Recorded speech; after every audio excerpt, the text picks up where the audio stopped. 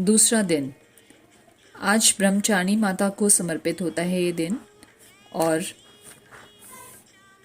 श्लोक ब्रह्मचारिणी माता का इस प्रकार है। दधानान कर पद्माभ्याम मक्ष माला कमंडलू देवी प्रसीदतु मयि ब्रह्मचारिणीन युनोत्तमा। माँ दुर्गा की 9 शक्तियों का दूसरा स्वरूप ब्रह्मचारिणी का है।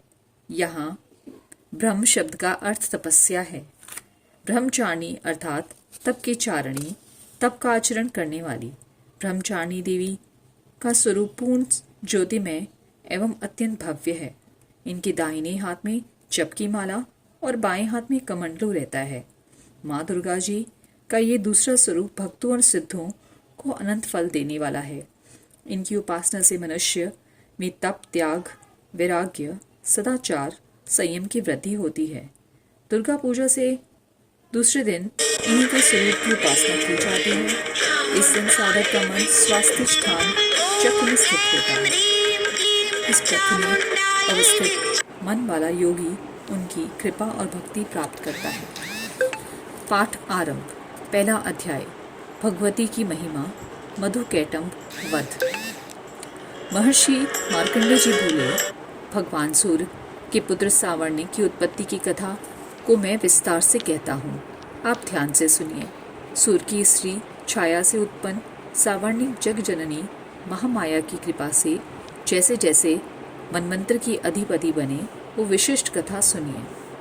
प्राचीन काल में स्वारोचिष मनमंत्र के चैत्रवंशी राजा सुरत समस्त पृथ्वी के चक्रवर्ती राजा हुए। वे प्रजा को अपने पुत्रों की भांति पालन करते थे। यवन राजाओं से राजा सुरत की शत्रुता हो गई। दुष्ट दलन राजा सुरत से उनका भयंकर युद्ध हुआ और थोड़ी सेना होने के कारण यवन राजाओं ने सुरत को हरा दिया। तदनंतर राजा अपने नगर में आकर राज्य करने लगा, तो भी अन्य पशु शत्रु राजाओं तदनंतर राजा अपने नगर में आकर राज्य करने लगा, तो भी अन्य शत्रु राजाओं ने राजा सुरत पर चढ़ाई कर दी और नगर में दुराचारी मंत्रियों ने राजा का कोष, सैन्य और समस्त वस्तुएं छीन ली। तब राजा हार कर अकेला ही घोड़े पर सवार होकर शिकार खेलने के बहाने से घोर जंगल में चला गया। वहां उन्होंने महर्षि मेधा का सुंदर आश्रम देखा, जो अहिंसक सिंह और पशुओं तथा शिष्यों और मुनियों से शोभित था। वहां बैठे हुए महर्षि मेधा को राजा सुरत ने नमस्कार किया और मुनि से उचित सत्कार पाकर उसी आश्रम में रहने लगा। कुछ काल के बाद फिर वो राजा अपने प्रजा की चिंता में विचरने लगा कि जिस राज्य को मेरे पूर्वजों ने भली भांति बनाया, चलाया और प्रजा का पालन किया, वो आज मुझसे दूर हो चला है। वे दुष्ट मंत्री राज्य का पालन धर्म नीति के अनुसार कर रहे होंगे या नहीं, या मेरे मुख्य हाथी भी दुश्मनों के वश में हो जाने से क्या क्या कष्ट भोगता होगा। जो आज्ञाकारी नौकर नित्य प्रसन्नता से धन और भोजन प्राप्त करते थे, अब उन दुष्ट राजाओं के आश्रय में रहकर कष्ट पाते होंगे। मंत्री राज्य के धन को कुमार्ग में व्यर्थी अपव्यय करते होंगे। जो धन मेरे पूर्वजों ने बड़े कष्ट से संग्रह किया था, सो नष्ट हो गया होगा। इस प्रकार से राजा राज्य की सभी बातों की चिंता करने लगा। कुछ समय पश्चात एक दिन आश्रम के समीप एक वैश्य को आते देखा, तो राजा ने उससे पूछा कि अरे भाई, तुम कौन हो, यहाँ क्यों आए हो? तुम्हारा मलिन मुख शोक युक्त क्यों दिखाई देता है? इस प्रकार राजा सूरत की बातों को सुनकर इस समाधि नाम के वैश्य ने राजा सूरत से कहा, हे राजन, मैं समाधि नाम का एक वैश्य हूँ। मेरा जन्म धनवान कुल में हुआ है। मेरे दुष्ट स्त्री व पुत्र आदि ने मुझे धन के लोभ में घर से निकाल दिया है और मेरा धन छीन लिया है। मैं धन, स्त्री, पुत्र से रहित हूँ। अब अकेला दुखी होकर इस वन में आया हूँ। मुझे अपनी स्त्री और बंधुओं का कुछ पता नहीं। मैं यहाँ रहने के कारण अपनी स्त्री, पुत्र और स्वजनों की परिस्थिति को नहीं जानता कि वे इस समय अपने स्थान पर सुखी हैं या दुखी। मैं ये भी नहीं जानता कि मेरे पुत्र सदाचारी हैं या व्यभिचारी। राजा बोला, जिन स्त्री पुत्र आदि ने मेरे धन संपत्ति को छीन लिया, फिर उन्हीं के स्नेह में मेरा मन क्यों जाता है?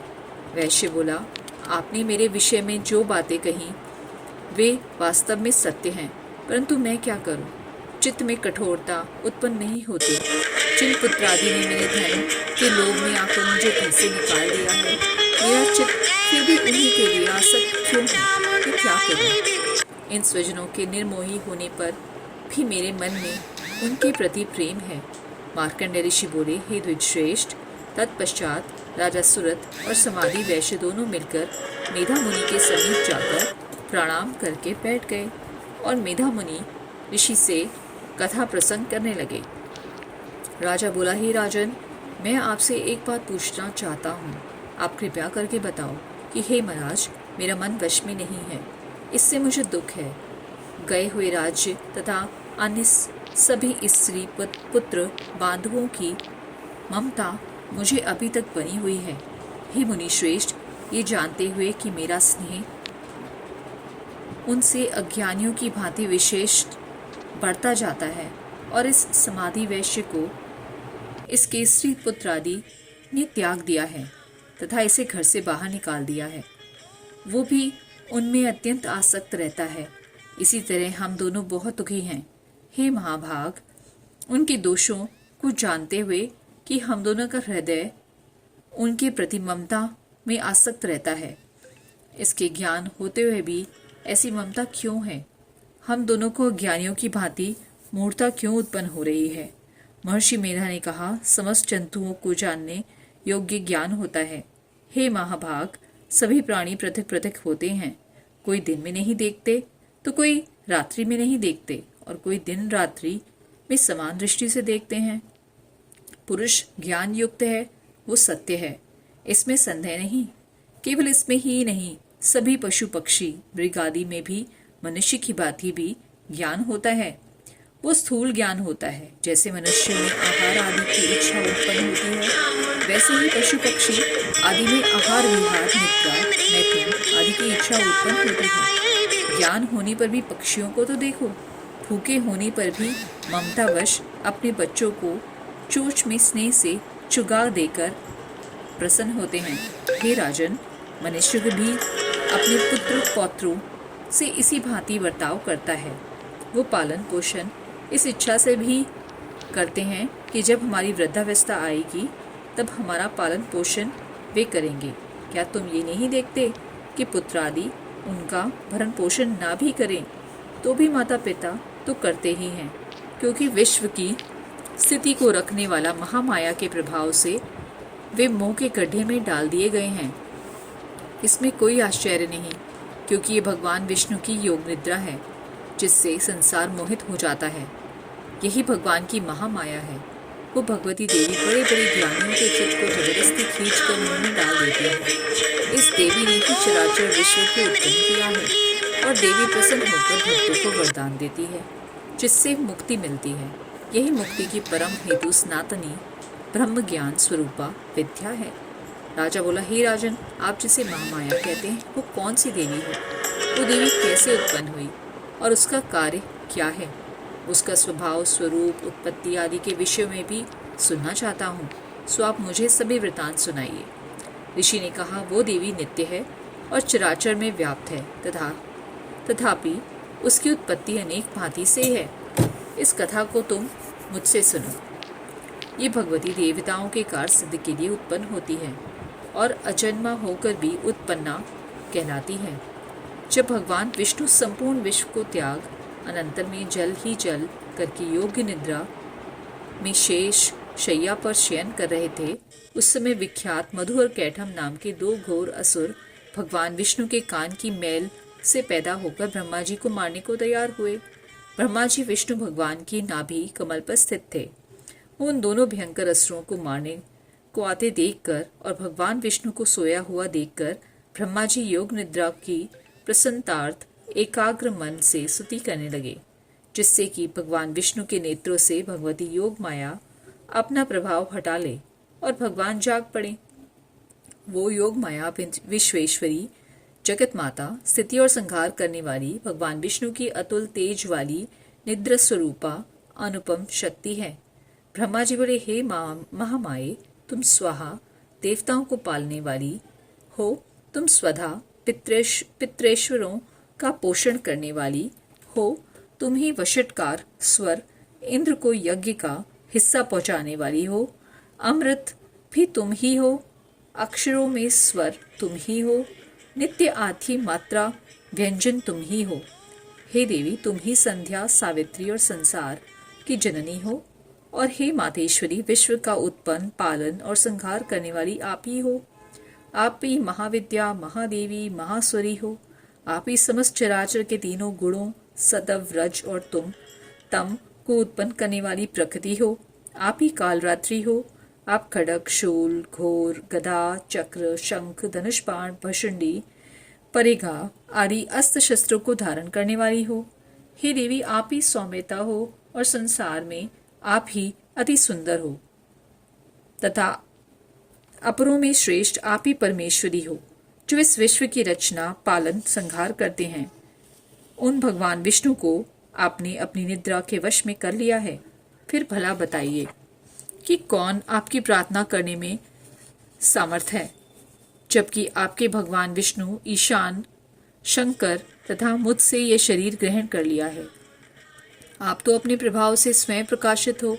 मधु और कैटम नाम के इन महादुष्टों को आप मोह लीजिए और विश्वपति भगवान विष्णु को जगाइए। इन दोनों महाअसुरों का संहार करने के लिए भगवान को बुद्धि दीजिए। ऋषि बोले, इस प्रकार जब ब्रह्मा जी ने मधु कैटम असुरों के संहार के लिए तथा भगवान विष्णु की को जगाने के लिए तामसी देवी की प्रार्थना करी, तो उसी समय भगवान विष्णु के नयन, मुख, नाक, भुजा, हृदय और वक्षस्थल से निकलकर अव्यक्त योग माया उत्पन्न हो गई और योग निद्रा से भगवान जाग गए। तदंतर भगवान विष्णु ने उन महापराक्रमी वीरवान मधु और कैटम असुरों को देखा, जिनकी ब्रह्मा जी को खाने के लिए आंखें लाल हो रही थी। तब भगवान विष्णु ने शेष शैया से उठकर उन असुरों को 5000 वर्ष तक बाहुयुद्ध किया। अति बलशाली महा उन्नत दोनों असुरों को महामाया ने मोहित कर रखा था। अतः दुष्टों ने भगवान से कहा कि आप हमसे वरदान मांगे। भगवान ने कहा, यदि तुम मुझ पर प्रसन्न हो तो मेरे हाथों तुम्हारी मृत्यु हो। मैं तो केवल यही वर चाहता हूँ। ऋषि ने कहा, इस भांति जब भगवान ने उनसे ये वरदान ले लिया तो वे भगवान से कहने लगे कि हमें सर्वत्र जल ही जल दिखाई देता है, इसलिए हे भगवान, हमारा वध उस स्थान पर कीजिए जिस जगह पर पानी ना हो। ऋषि मेधा ने कहा, तो भगवान विष्णु ने शंकर चक्र और गदा धारण किए और उनसे तथास्तु कहा और दोनों के सर अपनी जांग पर रखकर चक्र से काट दिए। इस प्रकार वो महामाया देवी भी श्री ब्रह्मा जी की प्रार्थना करने पर स्वयं उत्पन्न हुई है। हे राजन, मैं अब इसके प्रभाव को बताता हूँ। अब ध्यान से सुनो। दूसरा अध्याय, देवी जी का प्रादुर्भाव वो महिषासुर की सेना का वध। ऋषि बोले, प्राचीन काल में देवी देवता तथा दैत्यों में पूरे 100 वर्ष युद्ध होता रहा। उस समय दैत्यों का स्वामी महिषासुर तथा देवताओं का इंद्र था। उस संग्राम में देवताओं की सेना महाबली दैत्यों से हार गई। तब सभी देवताओं को जीतकर महिषासुर इंद्र बन बैठा। तब हार कर सभी देवता ब्राह्मणी ब्रह्मा जी को अग्रणी बनाकर वहां गए जहां विष्णु तथा शंकर विराज रहे थे।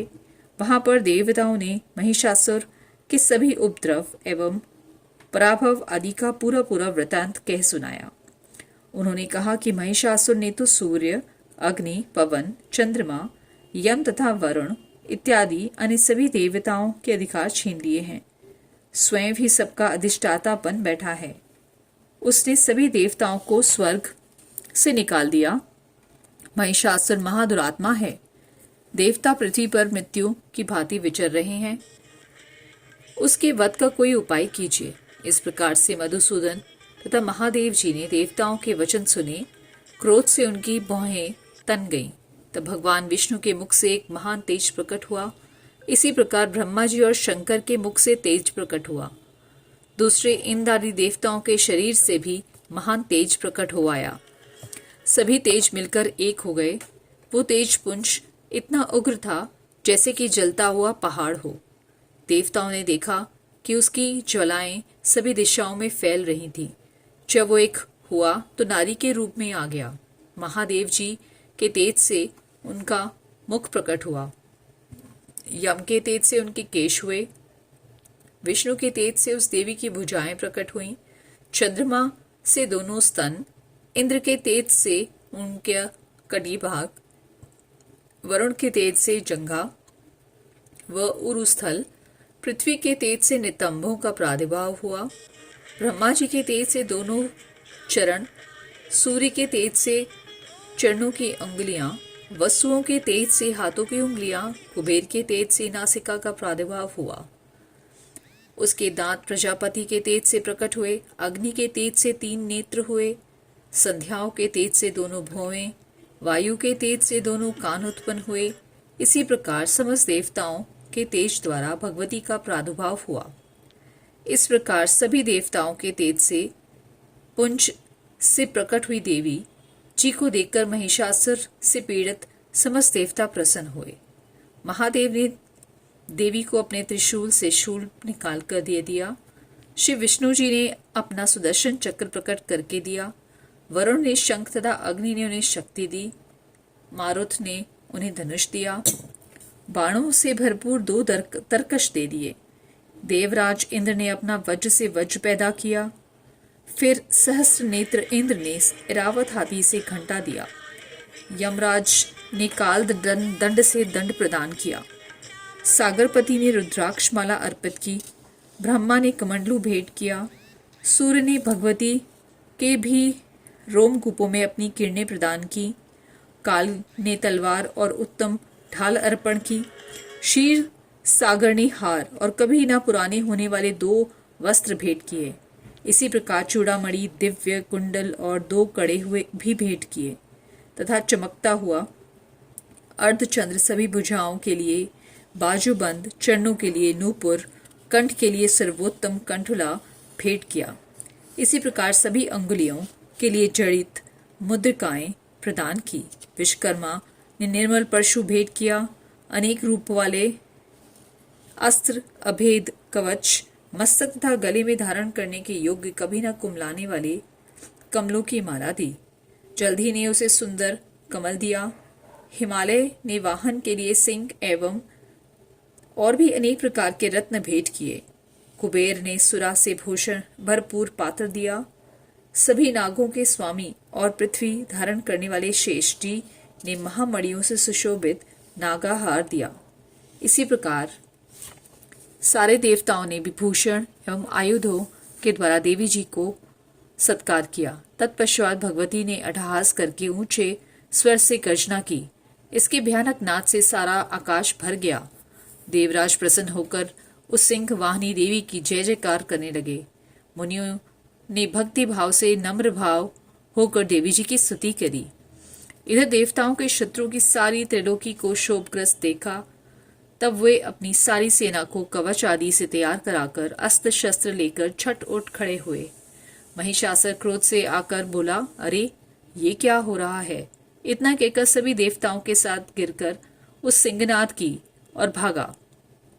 वहां जाकर उसने 3 लोगों को अपने तेज से प्रकाशित करती हुई देवी को देखा। उस देवी के चरणों में भार से पृथ्वी दबी जा रही थी। माथे के किरीट मुकुट में आकाश पर रेखाएं पड़ती जा रही थीं। उनके धनुष की टंकार से 7 पाताल शोभग्रस्त थे और हजारों भुजाओं से भी सभी दिशाओं को ढककर देवी खड़ी हुई थी। देवी जी के साथ उन दैत्यों का युद्ध आरंभ हो गया। नाना प्रकार के अस्त्र शस्त्रों के प्रहार से 10 दिशाएं भर गईं। महिषासुर तथा सेनापति उस समय चिक्षुर नाम का एक महान दैत्य था। देवी जी के साथ उसी का युद्ध होने लगा। इसी प्रकार दैत्यों को तथा चतुरंगनी सेना के साथ लेकर चामर में युद्ध करने लगा। 60,000 रथियों को साथ लेकर उदग्र महादैत्य भी युद्ध में प्रवृत्त हो गया। महाहनु नामक दैत्य 5 करोड़ रथियों के साथ युद्ध में आ गया। 60 लाख रथियों से आवृत वाशकल दैत्य युद्ध में उतर पड़ा। पारिवारिक दैत्य हाथी और घोड़ों के अनेक सवारों के समूह से घिरा हुआ रथियों को साथ लाकर देवी जी के साथ युद्ध करने लगा। उस रण आंगन में स्वयं महिषासुर भी रथों, हाथियों, अश्वों की सेनाओं से घिरा खड़ा था। तोमर, भिंदीपाल, शक्ति, मूसल, परशु, पट्टिश, खंग आदि अस्त्रों से युद्ध में देवी जी के साथ युद्ध करने लगा। कुछ दैत्यों ने देवी जी पर शक्तियां छोड़ी, दूसरों ने पाश फेंके। तब चंडिका देवी ने अस्त्र शस्त्र की वर्षा करके उन्हें तोड़ डाला। इधर देवी जी का वाहन सिंह भी क्रोध में आ गया और अपनी गर्दन के बाल हिलाता हुआ दैत्यों की सेना को इस प्रकार घूमने लगा जैसे कि वन में अग्नि फैलती जा रही हो। उस युद्ध भूमि में युद्ध करती हुई अंबिका ने अपने श्वास छोड़े। वे ही झटपट सैकड़ों हजार गणों के रूप में परिणत हो गए। प्रकट होकर उन गणों ने खड्ग, भिंदीपाल, परशु, पट्टिश आदि शस्त्रों से युद्ध प्रारंभ कर दिया। देवी जी की शक्ति से वृद्धि पाकर वे गढ़ दैत्यों का नाश करने लगे। साथ ही दूसरे गढ़ नगाड़े, शंख आदि बजाने लगे। महती प्रसन्नता देने वाले उस युद्ध रूप उत्साह में कुछ एक ने मृदंग बजाए। तब देवी ने त्रिशूल, गदा और शक्तियों की वर्षा से तलवार आदि शस्त्रों के सैकड़ों महान असुर मार डाले। दूसरे कितने ही दैत्यों को घंटा के भयप्रद नाद से मूर्छित करके मार कर गिरा दिया। मरे हुए दैत्य को पाश से बांधकर पृथ्वी पर घसीट डाला। कितने ही गदा की चोट से घायल होकर पृथ्वी पर सो गए। मूसलों के प्रहार से कई एक रुधिर वमन करने लगे एवं कई एक शूल द्वारा वक्ष स्थल फट जाने से पृथ्वी पर सो गए। कितने ही दैत्य बाणों की वर्षा द्वारा युद्ध करते हुए प्राण छोड़ने लगे। कितने ही दैत्यों की भुजाएं कट गईं, कितनों की ग्रीवाएं छिन्न भिन्न हो गईं। कई दैत्यों के सर कट गए, कुछ मध्य में विदीर्ण हो गए। कुछ दैत्यों की जंघाएं कट गईं, वो पृथ्वी पर गिर गए। और कुछ एक दैत्यों को तो एक भुजा, एक आंख, एक पांव वाला करके 2 टुकड़े कर डाला। मार मार कर गिराए हुए रथी, हाथी, घोड़े, असुरों की लाशों के द्वारा जहां महायुद्ध हो रहा था, वहां पर पृथ्वी की इस प्रकार भर गई जैसे कि वहां पर आना जाना कठिन हो गया। वहां सेना और असुरों के रुधिर बहने से रुधिर की बड़ी बड़ी नदियां बहने लगीं। जगदम्बा जी ने एक क्षण में ही दैत्यों की महती सेना का इस प्रकार नाश कर दिया जैसे कि लकड़ियों के बड़े ढेर को अग्नि जला देती है। देवी का वाहन सिंह अपने बालों को छटकाता हुआ, बड़ी गर्जना करता हुआ दैत्य के शरीर से अपने प्राणों को चुन रहा हो, इस प्रकार घूमने लगा। देवी जी ने उन गणों ने महाअसुरों के साथ बड़ा युद्ध किया और जिससे देवता प्रसन्न होकर आकाश में पुष्पों की वर्षा करने लगे। जय मां अम्बे, जय मां अम्बे, जय मां अम्बे।